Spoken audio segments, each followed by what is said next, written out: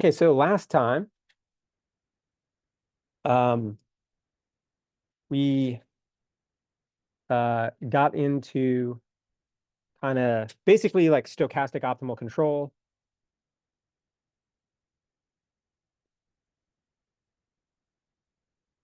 And in particular, the LQG problem, which is, basically the generalization of all this LQR stuff that we've already spent a lot of time on to the stochastic setting, where you have noise on both in the dynamics themselves, so the dynamics are stochastic, and noise on and you no longer have access to the full state. You've now got sensors that are only observing, say, pieces of the state or whatever, and those have noise on them too, right? So we've gone from like full state, everything clean and deterministic, to everything noisy.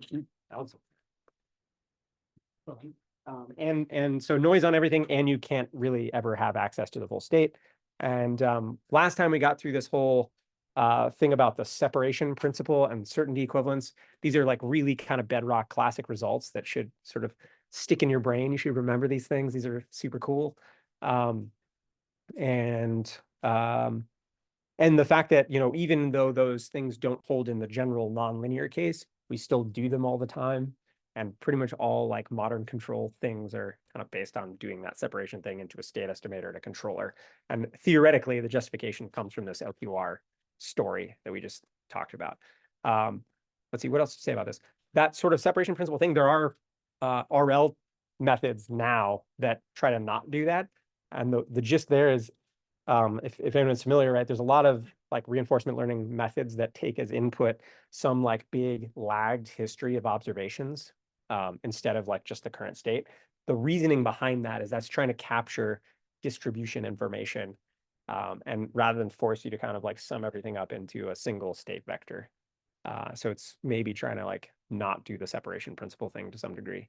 What else to say about this? The other thing I'll mention about LQG, LQG is like, again, one of these like great like theoretical playgrounds. So like control theorists love the LQG thing because it's simple enough that you can actually prove, theorems and prove results in that context, but like meaty enough that it actually means something and like is useful. And there's still lots of good work happening in this LQG framework.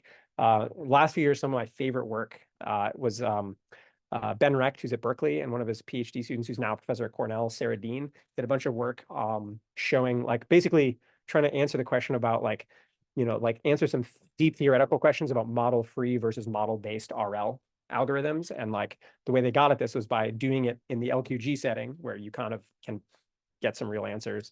And they specifically looked at like this question of like, is it better to do something like policy gradient, where you directly optimize a feedback policy, or is it better to try to like learn a model first and then using the model do control, like model-based versus model-free RL? And specifically in that context, they were doing LQG. So we know the optimal policy is linear, so they just try to learn like a K matrix basically, versus should you learn the A and B matrices and then use those to just plug into Riccati and get the LQR policy? What do you guys think the answer to that is? Which one of those do you think is better? Because most of modern RL is doing more the policy gradient thing, right? Where you directly learn the feedback policy. It's in the general setting, it's like impossible to say anything about this. But if you try this specifically in the LQG setting, this is easy to try. You can just code these things up and do like, policy gradient or whatever, PPO, or, sort of system ID, and then like whatever. Anyone have any guess, like what you think would be the better thing? Specifically better in the sense of what's more sample efficient. So given the same everything, noisy observations, blah, blah, blah, and you can try stuff and explore, should you fit the K matrix directly, or you should try to fit the A and B and then compute a K based on that? What do you think requires fewer samples? So so we got a couple different votes here. I mean, personally, if I were just going at this knowing nothing, I would guess that learning K is better because it's less to learn. It's literally just like the feedback matrix. Learning A and B, it's more stuff, right? Like A and B are bigger than just the K. But it turns out you're right. Learning, that's right. Yeah. So it's maybe task specific or something. So it turns out they're able to prove in this series of papers that, at least in the LQG setting, it is better to do model-based RL. It is more data efficient to learn A and B and then plug it into, DLQR or whatever, and to get the controller, than it is to directly try to learn the K matrix, which is kind of interesting. And like, to me, a little bit counterintuitive. I mean, it's higher upfront costs, but better in the long Yeah, I mean, it turns out it's just better, period. Like in terms of sample efficiency, basically, if you look at how much data you need to collect to get to some level of performance, in terms of cost or whatever, it's like strictly better to do the model-based version. I don't know, kind of interesting nugget, but this is like recent work in the last couple of years. That's, again, very current, very sort of in this RL kind of context, and it's basically built on LQG because that's the context in which you can actually get like hard results and like prove stuff, because the general nonlinear case is too hard for theory, right? Okay, cool. So that's just some random musings by me. That stuff's awesome, though. If you're interested, highly recommend checking those papers out. Today, we're going to kind of try to finish off this LQG story, specifically by talking about optimal estimation. So last time we basically made this argument that because of this separation principle stuff, the move is the optimal thing in this LQG setting is to basically just do LQR on your best estimate of the state, and that's optimal. So we already know how to do LQR. So now the story is how you actually get that best estimate of the state. So this is optimal estimation. And the answer is it's the Kalman filter, but there's a lot more to the story. So we're going to like kind of go through that today and maybe hit you to some things you might not have seen before in that context. Who's done a Kalman filter before? Probably most of you guys, right? Who's seen it actually derived from scratch before and gone through that? Okay, so most of you guys, good. So we'll do that, and then I want to point out some interesting little, so we'll finish this LQG story, and then we're going to talk about duality. Who's seen this before? Like duality between estimation and control. A couple people. Yeah, so this is a really cool thing that will maybe bring us full circle back to a bunch of stuff we've already talked about in the class. Cool. So that's what we're doing today. Let's get into it. Okay, so first, from last time, I just want a quick summary recap of some things. First off, we did this whole certainty equivalence thing.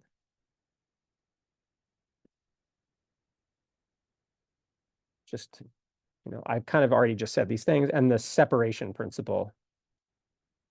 And what all these things say is basically, at least in the LQG context, the best thing you can do is like, run some kind of state estimator to get an optimal state estimate. And then whatever that state is, you just plug it into the LQR controller, the optimal controller, and life is good. And so the idea here is in the stochastic setting, like you don't have to basically, like in the controller, you don't have to reason about the full probability distribution. You can just assume a deterministic optimal controller, and then you just separately design a state estimator, and you just hook them together, and that's optimal. Not true in general, but definitely true in the LQG setting. We proved it. But even though it's not true in general, we frequently do this in practice. Damn it. Even though it's suboptimal in general. And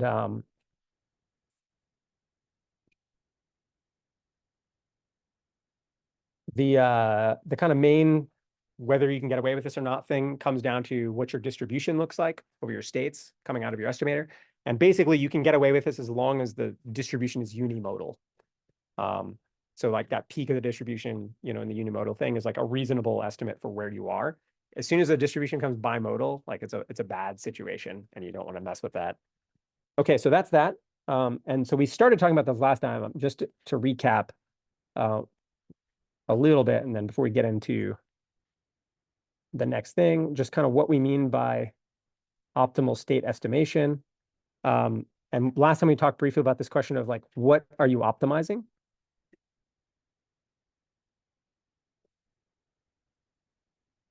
So this is the idea of like, I might have some probability distribution. It might be messy in general. And at the end of the day, to do this sort of separation certainty equivalence thing, I need a state to plug into my controller.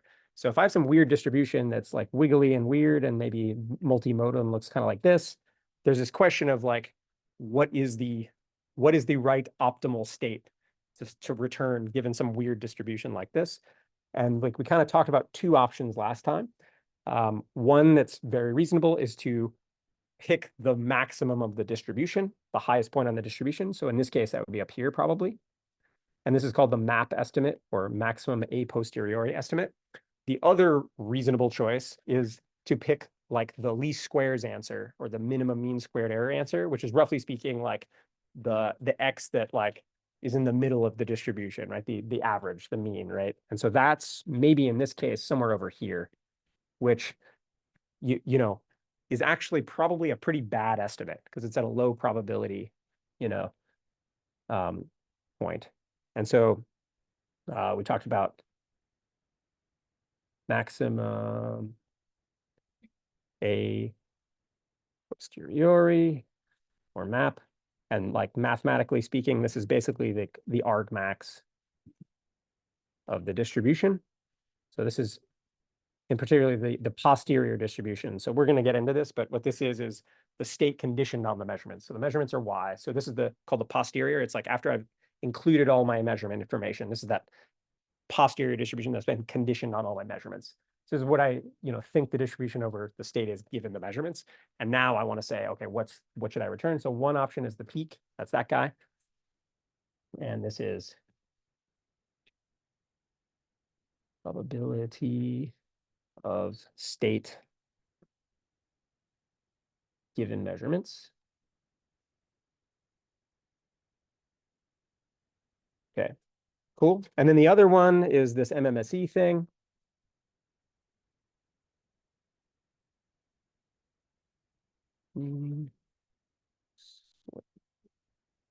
Error, MMSE. And here, I actually want to belabor this one a bit because we're going to use a trick from this discussion. So this one is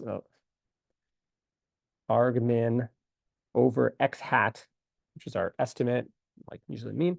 And the thing we're minimizing is this expectation. So it's x minus x hat transpose times x minus x hat. So this is basically least squares or minimum variance, right? They're all kind of the same thing.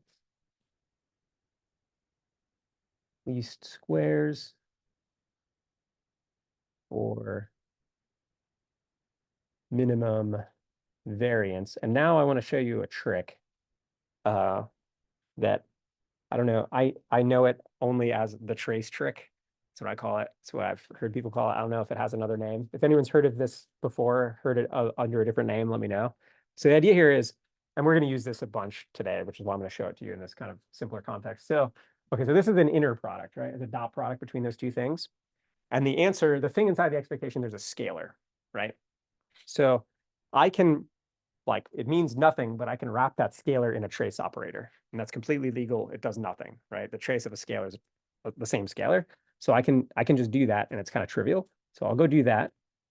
So I can write it as this trace of x minus x hat transpose x minus x hat. Cool. So yeah, that was kind of dumb and did nothing for us, but here's the fun part. Okay, so inside of a trace, I can permute, like if I have a trace of a bunch of matrices like multiplied together, I can permute the entries inside the trace and I get the same answer. It doesn't change the results. Anyone heard of this before? So if I have like trace of ABC, it's the same thing as trace of like CA, blah, blah, blah. You can mix them around, right? So this is equal to, so I do that here. And that's not hard to show. So cool. So in that case, I'm allowed to do the following move and it doesn't change, anything. So I can do x minus x hat times x minus x hat transpose. All I did was reorder the product inside. And now instead of a dot product, this is an outer product, right? So it's trace of this outer product thing. What's that outer product thing though? We've seen that already. It's the covariance matrix, right? The expectation of that outer product thing is the covariance matrix. Exactly. So now what we have, and trace is linear operator, expectation is linear operator, so I can like flip these things around and it doesn't change the answer. So now I can kind of move this around a little bit, and this is now, I can move the trace outside the expectation because everything's linear. So now I can do trace of expectation of this outer product thing. And this outer producty thing is the covariance. So this is trace of covariance. Cool. Fun little trick. So this is just a trick that we should know about. We're going to use it today a bunch. Basically what it says is like least squares, where you're minimizing the squared error, where I take the inner product of the stuff. This is equivalent to minimizing the trace of the covariance under this kind of nice little trace trick. Fun fact, comes up, it's useful. Has anyone seen this before? A couple people? Okay, I don't know. I call this the trace trick. It's a fun little trick. It shows up in like particularly in Kalman filtery stuff, but it's kind of generally a useful thing to know about. It's a nice little math trick. And then the punchline here. So this is a thing we're going to use today a little bit. So there you go. And then the last note, which we said last time, is that this map estimator and the MMSE estimator, in the case of a Gaussian, what happens to them? They're the same, right? So if you have a symmetric distribution, like, unimodal, whatever, Gaussian, these things end up coinciding. And so we're going to also leverage that fact today and basically say we don't care which one we do. And it turns out in our derivation we're going to do today, you can get a Kalman filter from either perspective by solving either optimization problem. You get the same answer because they coincide. Today we're going to use the MMSE perspective to get the answer because it's more convenient for the way we're going to do it. But you can do this there are many, many routes to the Kalman filter. You can derive it a whole bunch of ways. I'm going to show you one way. There's at least 3 or 4 that I know of. My favorite one, which we're not doing a bunch, which is a bit of a bummer, is you can actually do it geometrically, which is super cool. If you haven't seen this before, the original Kalman paper from the 60s does it geometrically as like a bunch of projections. It's really cool. The original Kalman paper is awesome. You should check this out. The only other book I know that does it this way is the Kylith linear estimation book, which is a great book. I will give suggested reading at the end if you're into this stuff. I'm a nerd. I'm into these things. I like this stuff. But, if you're similarly, you should definitely check out the original Kalman paper in the Kylith linear estimation book. Okay, and then, yeah, okay, so, and then lastly, these are the same for a Gaussian.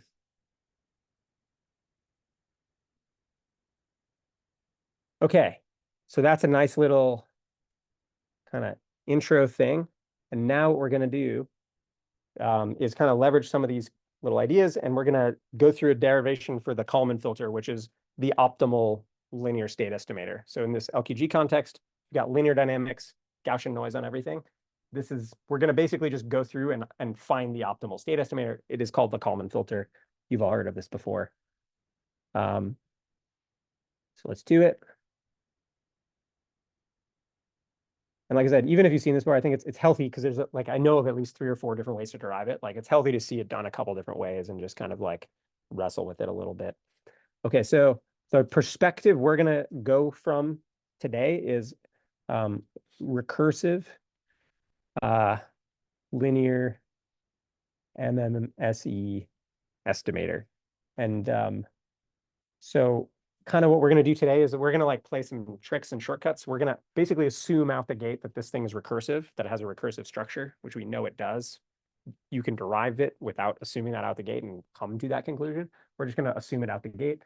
It's linear. We're going to assume that out the gate also, which makes things go quicker. And then we're going to go that MMSE route, which we just talked about. You can also go the map route and get the same answer. Okay, so the recursive means that we're going to maintain an estimate, and at each time step, we're going to update that estimate given a new measurement, as opposed to batch, which means taking a whole bunch of measurements at the same time and solving like for the whole trajectory at once. If that makes sense. Yeah, cool. So that's what recursive means. It means you update at every time step. Okay, so the general idea here is we're going to kind of bootstrap this we're going to assume a recursive structure. We're going to, oh yeah, that was awkward. Apologies. Assume an estimate of the state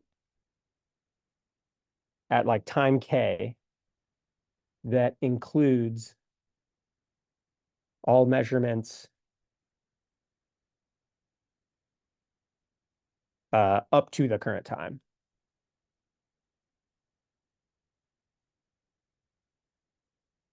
So what that looks like, so our hat's going to mean estimate. And we're going to write this with a little shorthand. We're going to write it as k given k, or k conditioned on k. That's what that subscript means. And the longhand version of that is this is the expectation of xk conditioned on measurements from time step 1 up to k. Cool. So this is our estimate of x at time k, given all previous measurements up to and including the current time step. And so we're going to assume we have access to this at time k. And what we're going to basically do is assume there's a recursion. So given a new measurement at time k plus 1, we're going to figure out how to update this estimate to include that one new data point. And once we've done that, now you've bootstrapped this recursion, and you can do it for all time, right? That's kind of the strategy. And similarly, we're going to also assume we know the covariance on this state.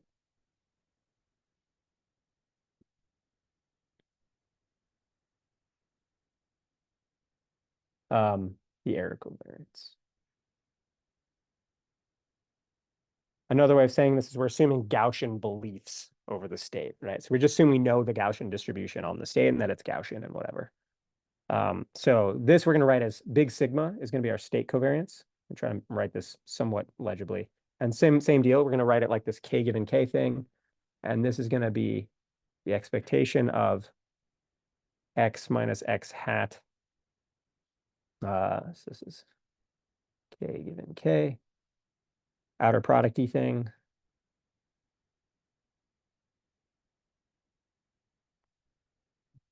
Cool.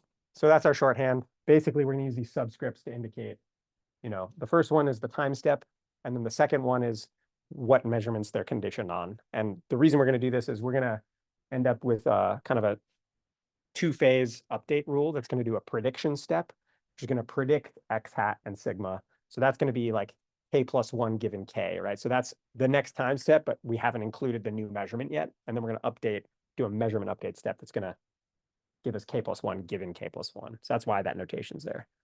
Okay, so, right, so basically the game here is we want to figure out how to update x hat and sigma to include a new measurement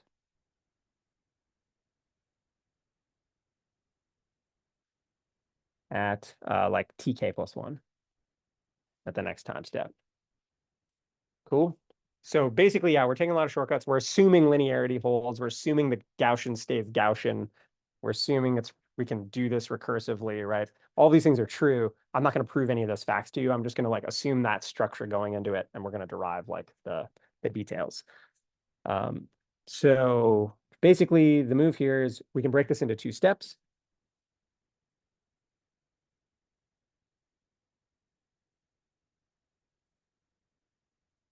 And we're going to kind of go through and derive those two steps right now. Any questions so far? Yeah. It's done after you discretize your system? Yeah, all of this is in discrete time. Do you have to discretize, then linearize, then do this? Or can you just assume the nonlinear system is linear? I mean, it kind of doesn't matter what order you do that in. You can linearize in continuous time, then discretize it, or you can like discretize the nonlinear thing first and then linearize that. It doesn't really matter. You'll get basically the same answer. Yeah. What circumstances were you interested in some neutron y to capital T? Sorry, say again. So what circumstances were you interested in raise the xn? Xn. Basically the entire trajectory conditioned on all the measurements. Yeah. Yeah. So that's like if you're doing this offline. If you're doing offline analysis and you have the entire data set and you want to then reconstruct the trajectory in an offline context, right? So then that's just batch least squares, actually. Then you're just solving a big batch least squares problem. The deal here that's slightly different. Another way of saying this is causal, as in the current estimate only depends on now and previous times, not on the future. The version you're talking about, the current estimate at some time in the middle of the trajectory would actually be informed by future measurements that I don't have yet, right? Which is fine if you're doing it offline and you're analyzing a data set offline. But if you're on the robot in real time, you can't use future measurements to figure out where you are now, right? So this is purely like a causal kind of thing where it's only taking into account past measurements that you have access to. Why do I care about the past measurements? Yeah. because they tell me where I am now. So here's like a simple example. Let's say I only have position measurements. My state, though, is position and velocity. How do I know my velocity if I only have a single position measurement from right now?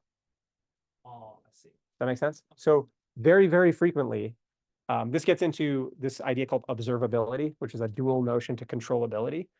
Usually the y is not, and one y at one time step is not enough to reconstruct the full state. Like very often it's some partial set of states or some, function of the state. For example, only the positions or something like this, right? Or only some part of the pose. It's not the full state vector. You can basically never get the full state vector kind of like in a clean way, right? So you're always trying to reconstruct that state vector from noisy partial observations. So in the context where you only have, say, positions but not velocities coming in from your sensors, the way you get velocity is by using previous positions, and effectively a naive way to do it would be to finite difference this position and your last position, right? But finite differencing amplifies noise and does bad things. So by doing a filter like this and leveraging the dynamics model, you can do much better than like naive finite differencing. Make sense? Cool. Anybody else? All right, here we go. Cool. All right. So here's what we're going to do. So the two steps. The first one is the prediction step. And the idea here is we're going to use our dynamics model, and we're just going to like propagate our distribution forward one time step. No measurements yet. It's just so the using our notation, this would be first we're going to predict the state estimate or the mean of the distribution. And this is going to be k plus 1 given measurements up to time k using our notation. And if I expand that out, it's by its definition, I literally just take the definition of that expectation and I plug the dynamics in. So this is the expectation of now just AXK plus BUK. And I remember I have my stochastic dynamics with the W in there now, plus WK, and all of this conditioned on measurements Y from 1 to K, right? So it's literally the definition of X hat K with the dynamics plugged in. And so if I stare at this for a second, like literally all that happens is I know U, it's not a random variable. The only random variable in there is the W. And remember, we're assuming it's zero mean Gaussian noise. So the expectation of W is 0. So all this does is essentially apply the dynamics to our last best estimate. So it just looks like this. AX hat K given K plus BUK. Okay, so that's the prediction step on the state. Now we also need to do the prediction on the covariance. So this is sigma K plus 1 given K. This is same idea. We're just going to take the definition and plug the dynamics in. It's plug and chug. It's not super hard. So remember the definition of this guy is X K plus 1 minus X hat K plus 1 given K. That's the outer product. And I'm going to start using shorthand notation here. So when it's, an inner or outer product and it's the same thing repeated, I'm going to do this. So I'll write the first half and then ... for the second half, save myself from lots of terribleness. Okay, so now same story. I'm just going to plug the dynamics in here. So this is expectation. And so now I'm going to plug the dynamics in on that XK plus 1 and on the X hat. And so I'm going to get the following. AXK plus BUK plus WK minus AX hat K plus 1 given K minus BUK and then ... same thing. Okay, so first thing to note is that the control term looks the same on all the X's and the X hat. So these go away. These cancel right out. That's not a random variable, blah, blah, blah. And then the next thing to note is basically the A's on the X's. Expectation's linear, so I can like kind of move some stuff around. And basically all that's going to happen is I can split this into two terms. The first one will have the X terms in it, and I can pull the A's out on that one. So that's going to look like this. So A, and then inside expectation of X K minus X hat K given K, ... transpose, and then A transpose on the other side. And then the noise term the W shows up on both sides in this case. And so that's WK transpose, which is, all right, so then we've got these two terms. This one from our definitions is big W, the noise covariance, process noise covariance. And then the first one, what I've got there is just the original definition of sigma K given K. So this guy in the expectation is literally just the definition of the state covariance from the previous time step. So now if I like put all that together, I've got this like, I don't know, what I like to call matrix sandwich. And so if you think about this for a second, what this is saying is literally just, I take the covariance at time K and just shove it through the dynamics. That's what that sandwich with A is. Yeah. Don't you have cross terms as well? So like the X terms times the W terms from the other way. Yeah. Oh, yeah. Sorry. This is a thing we talked about a bunch last time, which is this idea of the noise at time K is uncorrelated from the state at time K. So the idea here is if I'm at time step K and I have a state, whatever it is, cool, that's where I am. The noise sample is coming in after that. It's coming in the time, in the dynamics that are propagating me to the next time step. And it's assumed to be drawn from a Gaussian at that time, right? So the current state does not depend on, basically, it's sort of weird, ambiguous because of the way we're defining this in discrete time, but essentially that noise is drawn at time K once I'm already there. So these things are not correlated. Yeah, so I should write that again. We did talk about this last time, but yeah, thanks for the reminder. So we're saying that basically XK and WK are uncorrelated. And therefore the cross terms are zero, right? By definition. Is everyone cool with that? Yeah. How did you go from XK plus 1 conditioned on K to just XK? From one step to the next. Sorry, yeah. So A times, that's probably just a mistake.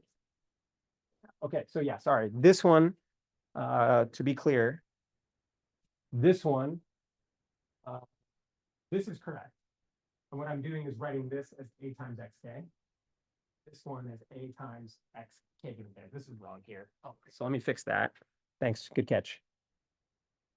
So all we're doing is putting in the dynamics, right? And writing it as the last time step fast forwarded by the dynamics. And basically at the end, what you get is this thing, which is saying, I just take my covariance at time K and run it through the dynamics. And then I add on a process noise term that's just making the noise bigger, right? Okay. Everyone cool with that? Or if we're going fast. And that matrix sandwich thing shows up all the time. That's literally just how I propagate like a covariance matrix through a linear transformation, right? It's like a change of coordinates on a matrix or whatever. So that shows up all the time. And it falls out here from doing this expectation math, but just generally, if you have a matrix written in like one coordinate system and you have a linear change of coordinates, like you kind of smush it on both sides, right? And that's how it works. Okay, so that's the state and covariance prediction.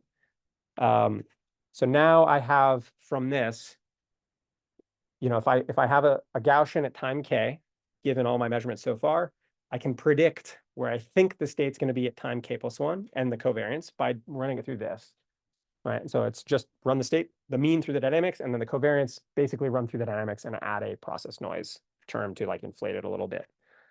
Okay, so that's that. The next step is the measurement update.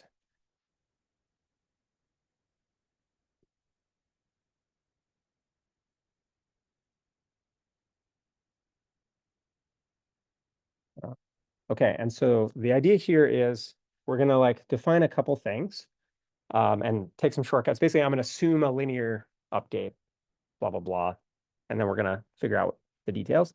So right out the gate, I want to define this thing called the innovation. Has anyone heard of this before? Okay, so this is like a common lingo in like the filtering literature. I'll write down real quick. So we're going to use the letter Z for this. And I guess this is at time K plus 1. And what this thing is basically the difference between the actual measurement. So the y here is the actual measurement you get at time k plus 1 and the predicted measurement. So I take my predicted state and I run it through my measurement model. So remember here, I'm assuming my measurement is c times x plus a measurement noise term. So the predicted measurement is just this guy on my predicted state. So this is k plus 1 given k. So in some sense, this is like your surprise. I actually think the word I would use for this is surprise. It's like how off your prediction is from what you actually saw, right? So this, I mean, people call this innovation. It's basically, the idea is it's the error in your prediction, so to speak, right? It's the how surprised you were by the measurement you got. And the reason we bother with this is basically the error that you feed back in the Kalman filter, right? So the Kalman filter is linear feedback on some kind of error, right? To try to control. One way to think about it is it's trying to control your state estimate, and it's doing that by feedback on the measurements. And this is the thing that's actually getting fed back. This is the error term you've got. It's the error between your predicted measurement and the real measurement that you actually got. Cool. Cool. So if we write this out, kind of like in some more detail, like what this thing is, it's so the y there is going to be c times the actual, say, state maybe, plus this measurement noise term we talked about before, and then minus this like expected measurement. Cool. So that's like the definition of that thing. And then the next thing we need, unsurprisingly, is the innovation covariance. So I need to figure out what the covariance of z is going to be. This thing's Gaussian, right? So Gaussians, we kind of assume this here, but like if anyone hasn't heard this before, Gaussians stay Gaussian under linear or affine transformations, which is kind of what makes all this derivation work. So if I take a Gaussian and plop it through linear dynamics or a linear measurement model, it stays Gaussian. Yeah. Is the C matrix given or? Yeah. So C is our measurement model. It's the we're assuming it's linear, and it's basically if I have the state x, it's the function that maps x into my measurements. And it doesn't update through time. It can, yeah. So I should have said this out front too. So here we're assuming the standard like LQG assumptions from last time. So it's xk plus 1 equals a times xk plus b times uk, and then y equals c times xk. So that's it, plus noise on everything. And here we're going to write everything as LTI. So the A and the B and the C don't change in time. Nothing changes if they are time varying, though. You can like carry through the entire thing with indices on the C's and A's and B's, and it all still works the same way. I'm not going to do it here just to save myself writing and like little subscripts that you can't read anyway because my handwriting's bad. But does it make sense? All right. Everyone cool? Yeah. Why are we passing the actual through the measurement model? We only have that directly, so You're not passing the measurement through the measurement model. You're passing the state through the measurement model. why are we why do we need to do that? Why can't we directly take that as say y hat? It's not y hat, it's just y. That's a thing you get from your sensors. There's no. The c x hat will be, we can take that as y hat and subtract that, and that will be the difference between the actual measurement and the. Sure. If you want to call that thing y hat, that's fine by me. The reason we're doing it this way is because I'm going to use this in 1 second to like derive this covariance result. So yeah, bear with me for 1 sec. All right, so the next move here is we're going to look for this innovation covariance.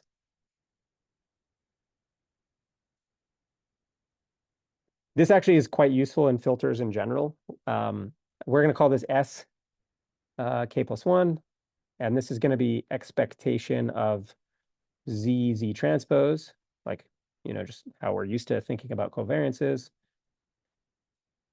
And so I'm going to expand this out and plug the definition of zk plus 1 just there in. So it is c times xk plus 1 plus vk plus 1 minus c times x hat k plus 1 given k times that transpose. And now we're going to play our game of things being uncorrelated and say, same as before, that like vk plus 1 and x k plus 1 are uncorrelated, which is sort of obviously true in this case. This is saying the state at the current time and the sensor noise are uncorrelated. This is definitely not true of in general, right? Like this could be, you could imagine a scenario in which your state is correlated with your measurement noise. This is not that hard to cook up. For instance, like let's say you have a sensor where the noise is proportional to the temperature, or if you have a camera and like it's proportional to like just the ambient light, you know, so you could very much imagine scenarios where like your robot pose influences the amount of noise you get, right? Like if I'm in a very noisy environment versus a less noisy environment, if like I don't know, IMUs are actually generally the noise is proportional to temperatures for, so if I'm in a hot room versus a cold room, if I move around, you could have this one is, you could imagine scenarios which is not true, right? And there's ways to deal with that, but here we're going to make the standard assumption that they're uncorrelated. The idea there, right, like wherever I am right now, I'm just drawing a random sample from a Gaussian right now on my sensor effectively, and that's what this is. Cool. Okay, so we're going to assume that uncorrelated thing again, and now kind of expand this out. So this is sk plus 1 is, and so similar game as last time, I'm going to pull the c's out here and split this up into two terms. So I'll have one term that's just the x stuff. So this ends up being xk plus 1 minus x hat k plus 1 given k, dot, dot, dot. And then C transpose on the other side. And then we're going to get a noise term. It's going to look like this. And so this is like, if you stare at this for a sec, it's pretty clear that this thing in here is something we've already derived, which is the predicted state covariance. So k plus 1 given k from the last step. And then this guy is just the sensor noise covariance. And so then the punchline from this is that this innovation covariance is basically smushing my predicted state covariance through the measurement model. So it looks like this. And then plus the measurement noise covariance. Make sense? Cool. And then, yeah, the reason we care about this is the innovation is the error signal that we feed back into the estimator.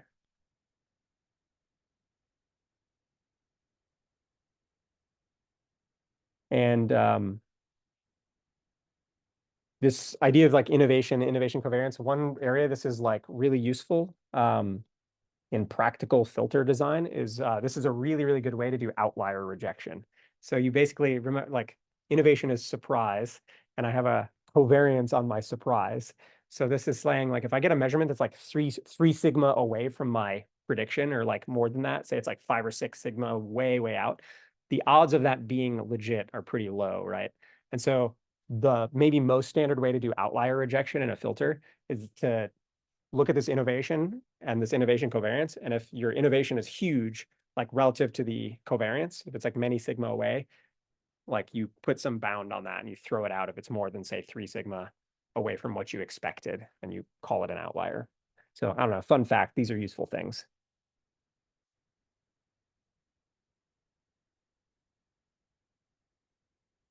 All right, cool. So that is the innovation. And so now that we've got this stuff defined, here's, and just that statement I just made, we can now, write down what the state update is, the measurement update based on those things, just basically this and the fact that it's linear.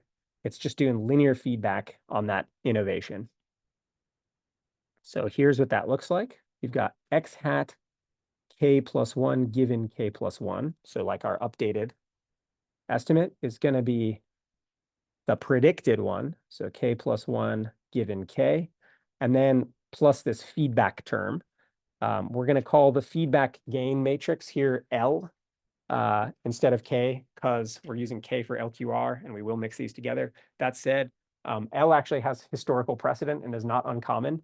L is for Leuenberger, who is another giant of, kind of linear dynamical systems theory, who was the first guy to really like formulate state estimators in kind of state space this way.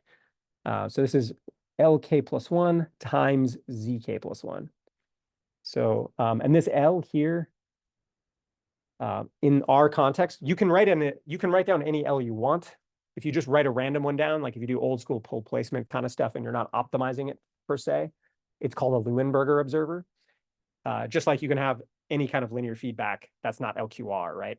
If you optimize it and pick the optimal one in the sense we're about to do, then it's called the Kalman gain. And this is now a Kalman filter. So this L is going to be called the Kalman gain. Okay, so now we know how to do the state update. The big question is, what's that L supposed to be? And we haven't gotten there yet. We're going to assume it looks like this. It's linear feedback on the innovation. But we need to do a little bit more to get to the actual expression for L. So the first step in getting there is now we're actually going to write down the covariance update. Because remember, we also need to figure out what sigma k plus 1 given k plus 1 is. So to get to this, we're just going to go back to the definition and plug stuff in.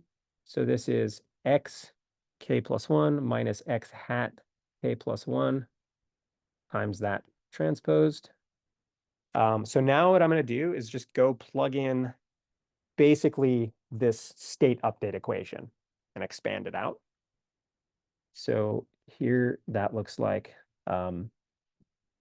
expectation of x k plus 1 minus x hat k plus 1 given k minus L k plus 1 times, and now I'm going to plug in the definition of z. It's just plugging in all stuff we've already done.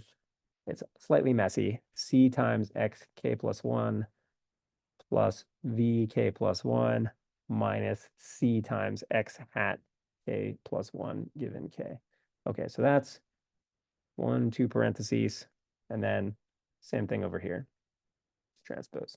Okay, so I just plugged in the update equation right there, and then I plugged in the definition of z from up above in this whole thing. So now there's like another round of this whole assuming things are uncorrelated. Once again, it's vk plus 1 and xk plus 1 are uncorrelated, which we already kind of did. And then we're just going to expand this thing out a little bit and massage it. It's not hard. It's like obvious stuff based on like if you followed all the rest. And so what this works out to be is I minus LC times sigma k plus 1 given k times I minus LC transpose. So it's the matrix sandwich of like our predicted covariance with this sort of Kalman gain thing.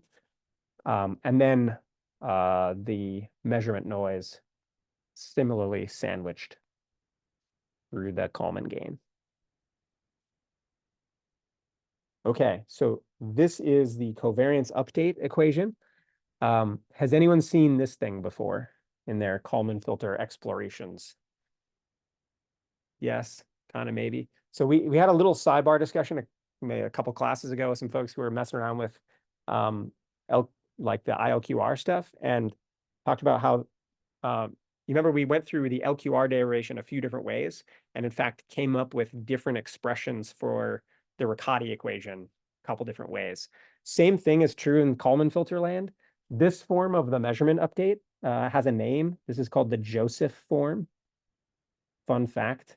And basically, I'm showing you this one. This is the one you should actually use in practice. There's at least 2 or 3 other ways to write this that all have various shortcomings, numerically speaking. They're all exactly identical in an infinite precision arithmetic. But this one is the one that's nicest in a computer and with floating point because it's symmetric. So like both these expressions are symmetric. So the answer is going to be a symmetric matrix. And because I'm adding these 2 terms together. So other versions of this are not symmetric as they're written. And so because of floating point roundoff, they can give you not symmetric covariances, which is bad. And then also a lot of them have minus signs in them. And under floating point roundoff, that can give you an indefinite, i.e. a covariance with negative eigenvalues, which is also a big no-no. Like covariances have to be at least positive to semi-definite. So this one is basically guaranteed to give you a symmetric positive semi-definite matrix by construction because of the way it's written. So you should do this one essentially. And if you see other ones written down in books and papers, which you will, that's fine. But when you go code up your Kalman filter, you should do it this way. There's other ways to write this too that are kind of okay too. There's other, but this is like kind of the ones you will see, probably the best one. Yeah. Tangential, but is there like a survey paper that goes through all the lessons learned as far as really like as far as floating point precision, like the limitations of hardware? Yeah. It's like those things are hard to quantify. Yeah. That computation, but then when you look out, it's like, oh man, it's made a big difference. Yeah. I mean, there's almost certainly papers that kind of go through this stuff. I would say the stuff that I'm talking about now, these are like street fighting, kind of skills that are like more tips and tricks and like practical things that are not so much theory or math or academic. So nobody's written it down. I mean, there's definitely some of this stuff written down, but these are more like the hard won lessons of like, if you like go talk to people who've written like these things on real deployed systems and like gone through the pain, like these are the things you pick up doing that, so these are, I'm telling you these things, but like a lot of this stuff is just like kind of street knowledge that's not like written in books and papers. Some of it you'll definitely find, but like I would say there's a whole bunch of like these kind of street fighting tricks that are not sort of common knowledge in books and stuff. So I'm feeding you some of them. I'm happy. There's specifically for Kalman filters, there's this guy, Tucker McClure, who who's a consultant on this kind of stuff, who has an awesome series of blog posts. His website is anuncommonlab.com. If you go plug that in, and he has a really, really awesome like 3-part blog post series on like a lot of practical tips and tricks for Kalman filters that like are he basically does Kalman filters for a living as a consultant and like has done lots of this, and he has like a whole really great, like actually his blog post is one of the best resources I know of for this kind of stuff. So that's where I would look. If you want me to, I'll send it out on Piazza later. You already got it. Yeah. Send it out to your friends. It's good. It's really good. Yeah. Cool. All right. Yeah. Happens like state space is like y equals cx plus du. What if you have a d term? Yeah. If you're in controls at all. You can do it that way. Like practically speaking, I've literally never encountered a system where that was a thing. So that's why I don't do it. But yeah, it doesn't change the derivation much. Cool. It basically shows up like the BU, where it shows up in the mean, but not the covariance update. It doesn't really do much. It like if you followed this, if you want to throw the DU in there, it's like no big deal. And you can find that stuff in books and stuff too. Okay, so that's the covariance update. That's the Joseph form thing. That's the street fighting skills about covariances being positive and definite and symmetric and stuff that you should know about. The other way to fix that, which is the legit thing, and the Tucker McClure blog goes into this, the legit way to do this on an embedded system, if you really want to make a bulletproof real deal Kalman filter, is to write it in the so-called square root form. So what that is rather than keep track of sigma in the filter, you keep track of the square root of sigma, aka the Cholesky factor. And the reason you do that is then if you keep track of the Cholesky factor, the actual covariance is always the square of that thing. And so if you square that matrix, it's guaranteed to be symmetric positive definite. So that's a slick trick that guarantees positive definiteness under like floating point round-off error and stuff. It's more numerically stable also and has other nice numerical conditioning wins. The blog post has all that stuff. It's great. There's a like awesome, I'm getting really sidetracked now, but like historical anecdote. The Kalman filter, this is obviously Rudy Kalman in the early 60s. The extended Kalman filter is sometimes called the Kalman-Bucy filter. Kalman-Schmidt filter. Schmidt is the name on that. Basically, the story there is in the Apollo program, this was only like a few years after the original Kalman paper. I think it was in like 1967. Schmidt was an engineer working at NASA Ames, I think, on the guidance, like navigation for Apollo. And basically they had this like intractable problem of like how to navigate Apollo.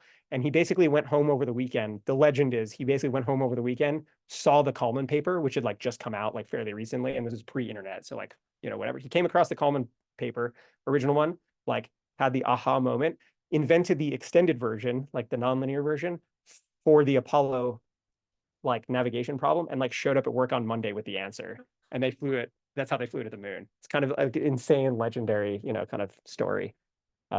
Anyway, cool. So Kalman Schmidt All right, so okay, we got to finish. Kalman gain. So this is now how you find the L. Okay, so basically what we're going to do is we're going to use this MMSE idea. So what this means mathematically is we're going to minimize the essentially this like the least squares thing, right? So it's expectation of the inner product of these things. And now we know how to get all this stuff. So it's this inner product. And the next move is we learned the trace trick at the beginning of today. So this is equal to the trace of our covariance, our updated covariance, k plus 1 given k plus 1. So this is the thing we're trying to minimize. And specifically, we're trying to minimize that trace of that covariance as a function of L, which is literally this Joseph form expression right here. So literally what we're going to do is try to minimize the trace of this guy as a function of this guy. That's what we're doing. So quick question, what kind of function is that as a function of L? It's quadratic. Yeah, it's a quadratic function of L. And if you stare at this for a sec, you know, sigma's symmetric positive definite. So it's a convex quadratic function of L. So that's beautiful. We know what to do with that. So the answer is I basically take this expression and I take its derivative with respect to L and set it equal to 0. That's the whole game. And that gives me the Kalman gain. So let's write that down.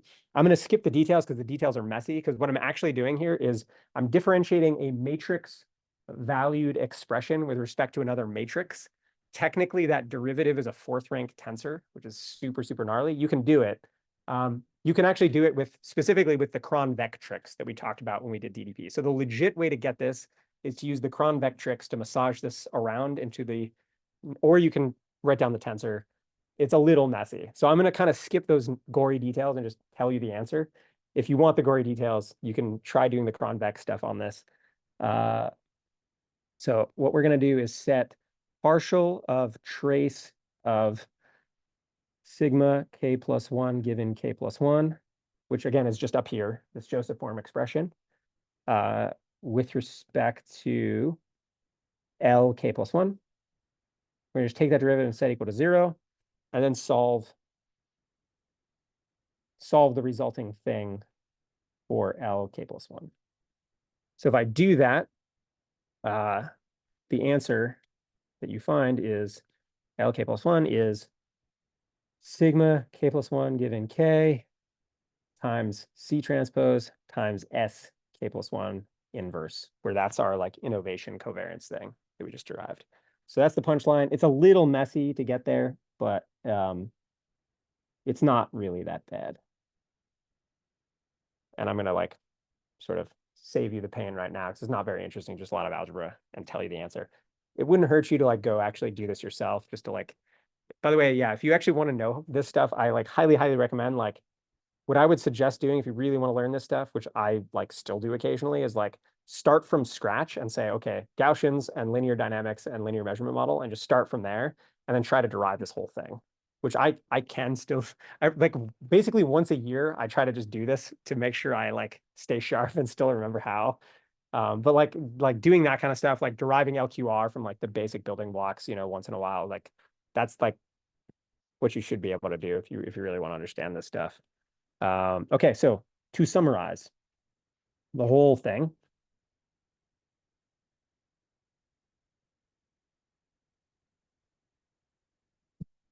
so first off, we're going to start with our kind of Gaussian prior. So in this case, this would be like x hat at time 0, you know, and similarly sigma at time 0. And then obviously our system specifications like ABC and the noise covariances, all that good stuff. Cool. So we start there. Then we're going to do the prediction step,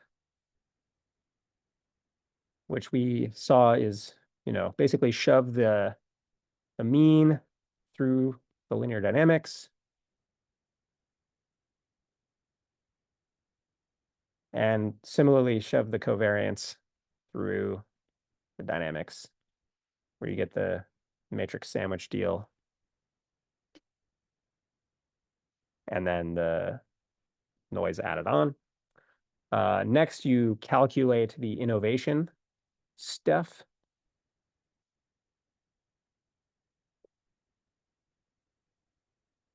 So innovation and innovation covariance, which looks like this. So basically, remember the definition here is surprise. There's a difference between the measurement we actually got versus the measurement we predicted based on our predicted state and our measurement model. So surprise, and I really should I just want to change the name on this. I think innovation's a weird, surprise is a way better name for this. So and then the covariance on that guy, which similarly, right, we take our predicted state covariance and shove it through the measurement model. And then tack on the measurement noise covariance. So there, then we're going to calculate our Kalman gain.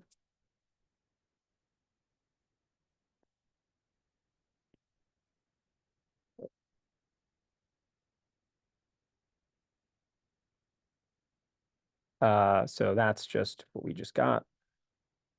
Sort of k plus 1 given k times c transpose times s inverse. And then finally, we're going to do our measurement update.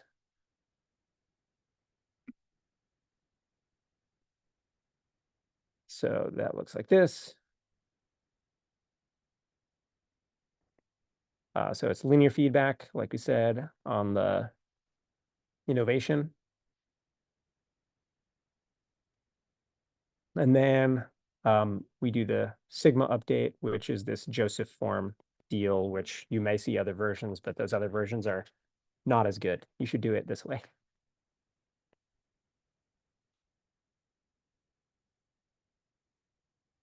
Sigma k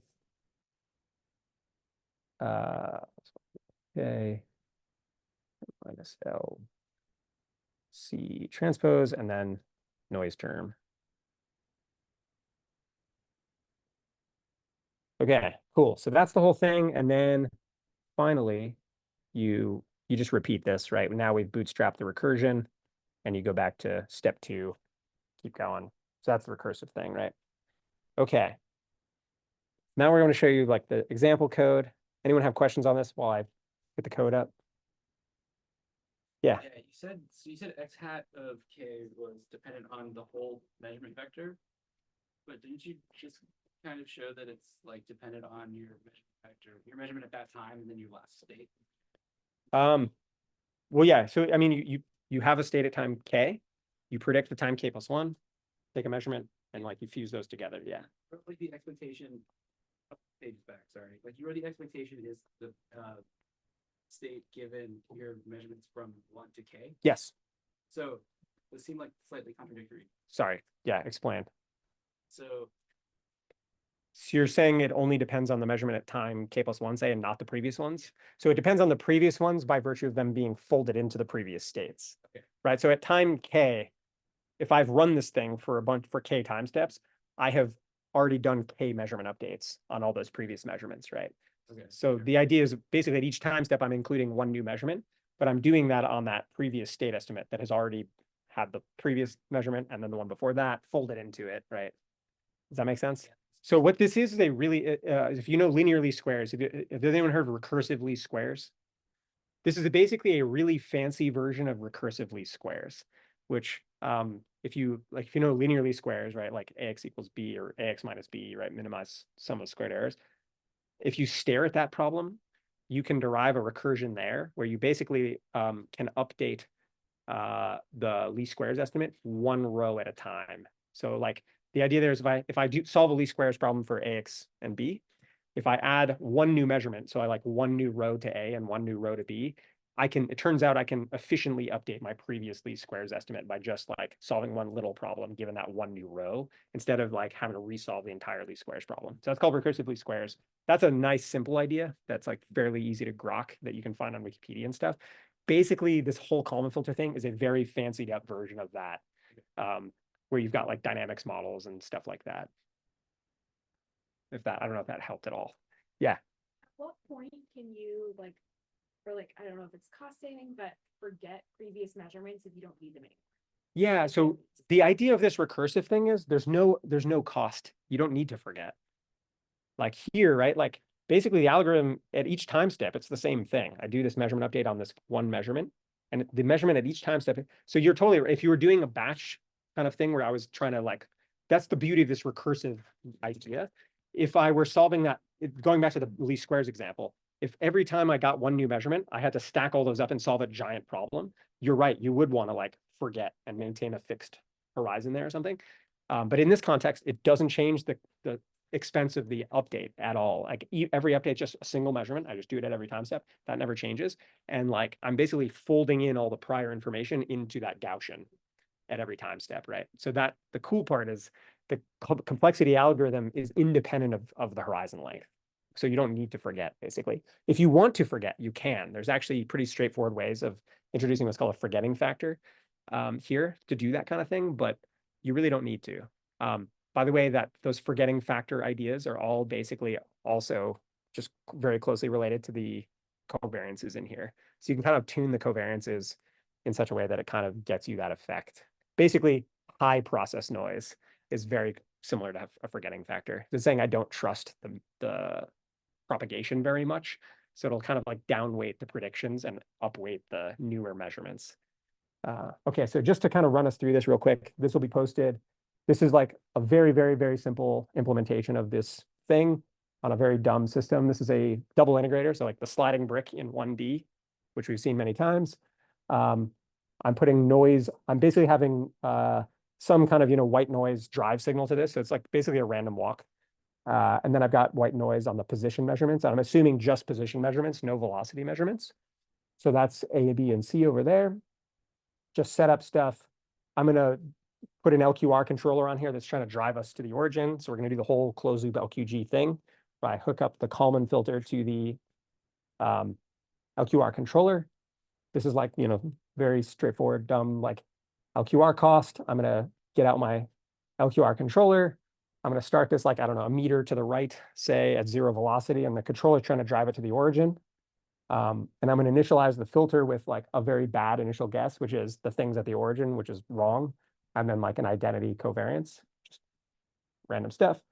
This is just kicking stuff off. And then down here, here's the, I wrote out the first time step in detail here. So you can see like, this is literally just the stuff we just wrote down, all the steps.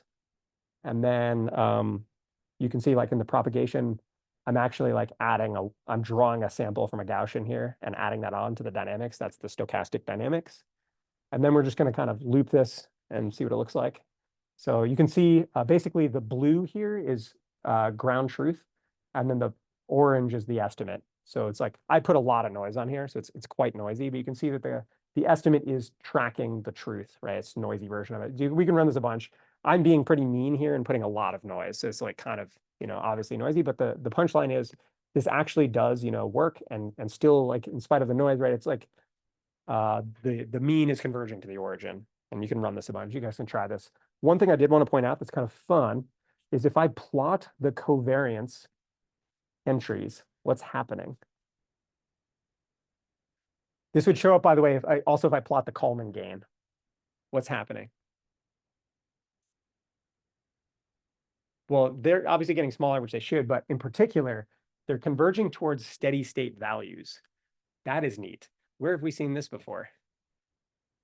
Infinite horizon LQR. Yeah. So basically, because this is an LTI system, similar in the LQR context, it turns out there's this duality thing, which we're going to talk about in 1 second, but like similar to the infinite horizon LQR thing, here, the covariance on the state and the Kalman gain all converge to steady state values after a while in the LTI context. So if everything's time invariant, like the covariances are time invariant, blah, blah, blah, it converges to a steady state value. And in fact, you can play the same game here. If you really have an LTI system, you can basically just do this and then you can basically just run with a constant Kalman gain that is the converged steady state value, very similar to the LQR thing we talked about.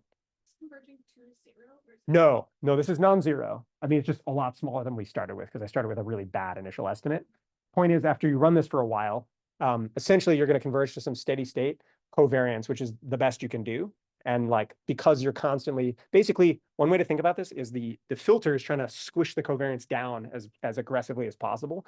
But the system dynamics, right, at each time step, remember, we're adding process and measurement noise to it. So one way to think about this is the filter is trying to squish the covariance and the physics is trying to blow it back up.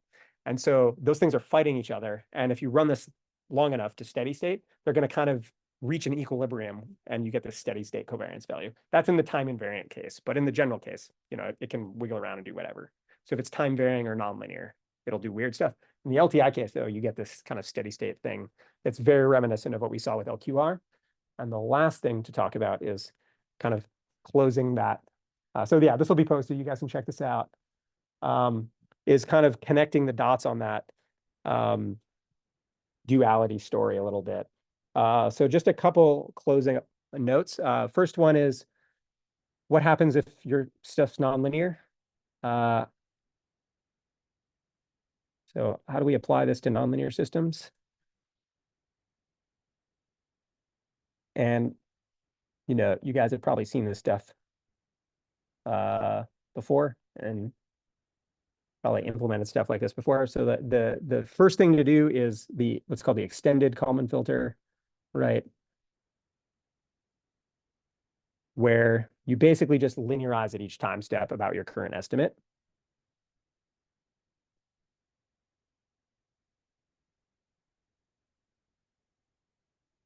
And that's it. And proceed. And this has many issues. And if anyone's ever done one of these, right, it's very finicky, it requires tuning, but this does work. And it, goes back to Apollo, so they flew to the moon. But there's lots and lots of, this can be quite finicky in a lot of scenarios. And so there's many, many other generalizations to the nonlinear setting that many of which you probably heard of, right? So there's all kinds of variations on the EKF, there's iterated EKFs, and then there's the unscented Kalman filter, right? There's various other sample-based versions of this idea. And then you can get into like particle filters, right? That are like kind of Monte Carlo sampling versions of this idea. So it's lots of versions.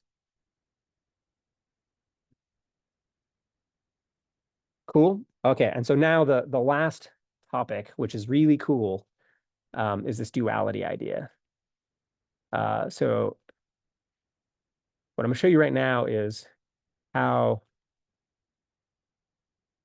not even just the linear case, but the general nonlinear case of this MMSE estimator is actually exactly equivalent to an optimal control problem, which is kind of cool. And so if you can do that, then it sort of follows that in the linear case, there's some connection to LQR. So here's what this looks like.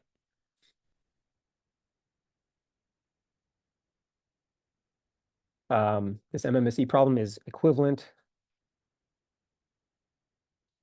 to the following optimal control problem.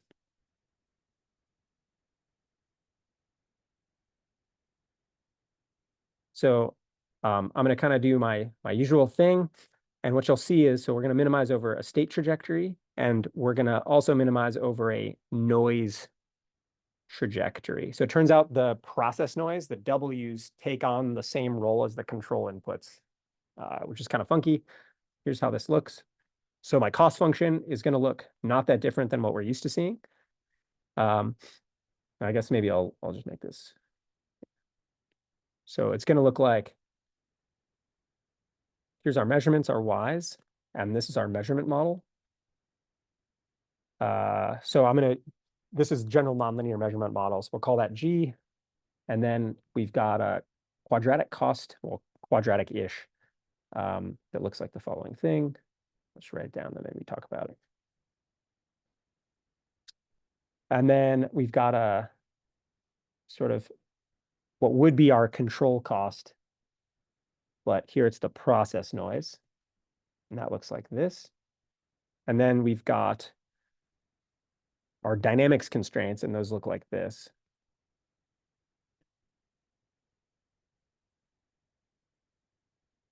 All right, so let's talk about what this all is. So this is your measurement model.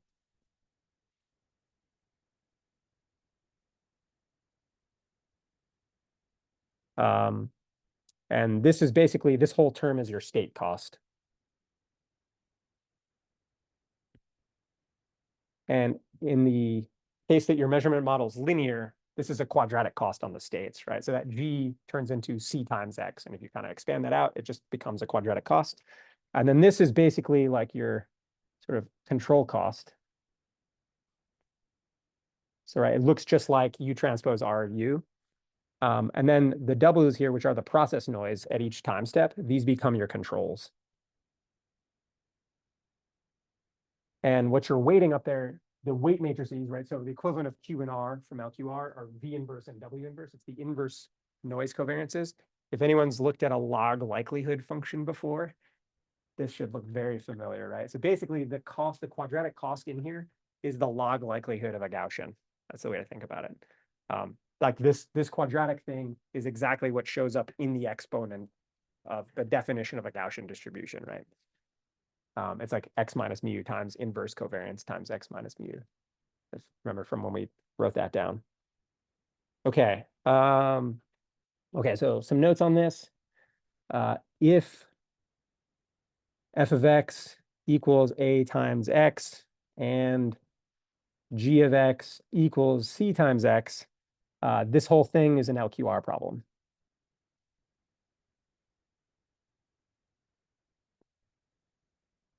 And if you do that, you can like go solve that LQR problem with dynamic programming like we know how, and you'll basically get a Kalman filter, but it'll be this weird, you know, like it basically that's how you show this kind of weird equivalence, this duality between the Kalman filter and LQR is via this definition.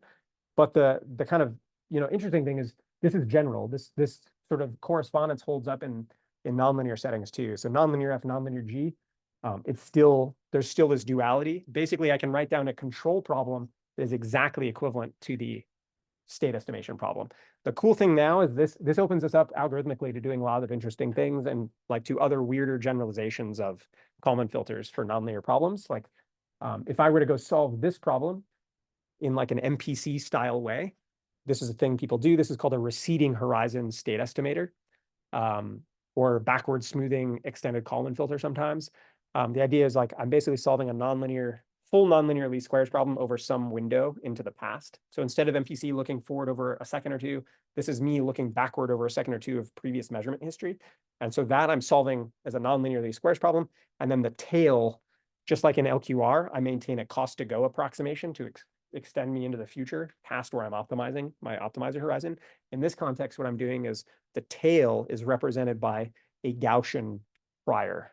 Basically, like for anything that's older than my batch history in here in my horizon, I represent as a Gaussian, like a la EKF. But I keep the nonlinearity in some window and solve that full problem. So there's lots of cool things you can do with this. It's kind of cool. So this is like the big idea around duality is that there's like an equivalent control problem for the state estimation problem. And with that, we are done. Thanks, guys.